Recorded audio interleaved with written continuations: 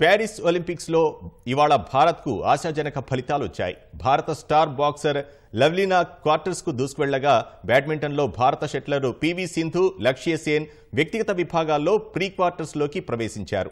అటు table tennis లో తెలుగు తేజం శ్రీజ ఆకుల, ఆర్చరీ మహిళల వ్యక్తిగత విభాగంలో దీపికా కుమారి ప్రీ క్వార్టర్స్ లో అడుగుపెట్టారు. పురుషుల 50 మీటర్ల 3 పొజిషన్స్ విభాగంలో భారత షూటర్ స్వప్నిల్ కుశాలే ఫైనల్స్ కు అర్హత సాధించారు. ప్యారిస్ ఒలింపిక్స్ లో భారత షట్లర్ల జోరు కొనసాగుతోంది. మహిళల సింగిల్స్ లో తెలుగు తేజం పివి సింధు, పురుషుల సింగిల్స్ లో లక్ష్య సేన్ ప్రీ క్వార్టర్స్ లో ప్రవేశించారు. ఒలింపిక్స్ లో సింధు 3వ పతకంపై కన్నేసింది. ఎస్తోనియా ప్లేయర్ క్రిస్టినా కూబాతో జరిగిన గ్రూప్ దశ చివరి మ్యాచ్లో 21-5, 21-10 తేడాతో వరుస గేముల్లో సింధు గెలుపొందింది. ఈ విజయంతో సింధు గ్రూప్ ఎం నుంచి ప్రీ క్వార్టర్స్ కు దూసుకెళ్లింది. కేవలం 34 నిమిషాల్లోనే సింధు ఈ మ్యాచ్ ముగించింది. 2016 రియో ఒలింపిక్స్ లో రజతం, టోక్యో ఒలింపిక్స్ లో కాంస్య పతకాన్ని సింధు గెలిచింది. అటు పురుషుల సింగిల్స్ లో లక్ష్య సేన్ ఇండోనేషియాకు చెందిన ప్రపంచ 3వ నంబర్ ఆటగాడు జొనాథన్ క్రిస్టీపై 21-18, 21-12 తేడాతో వరుస గేమ్లలో గెలిచి ప్రీ క్వార్టర్స్ కు చేరాడు.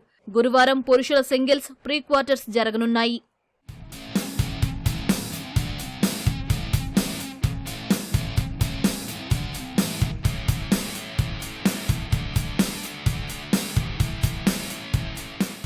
బాక్సింగ్ లో స్టార్ బాక్సర్ లవ్లీనా బోర్గోహెన్ పతకానికి అడుగు దూరంలో నిలిచింది.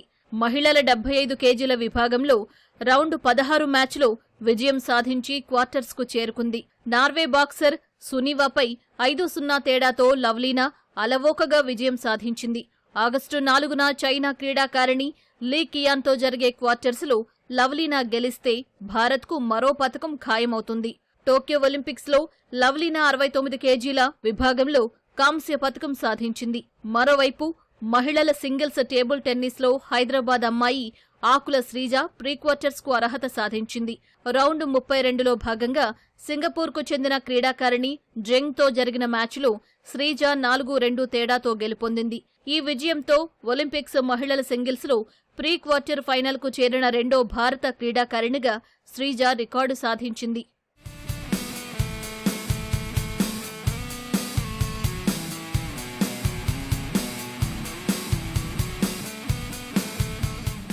పురుషుల 50 మీటర్ల 3 పొజిషన్స్ విభాగంలో భారత షూటర్ స్వప్నిల్ ఫైనల్ కు చేరాడు.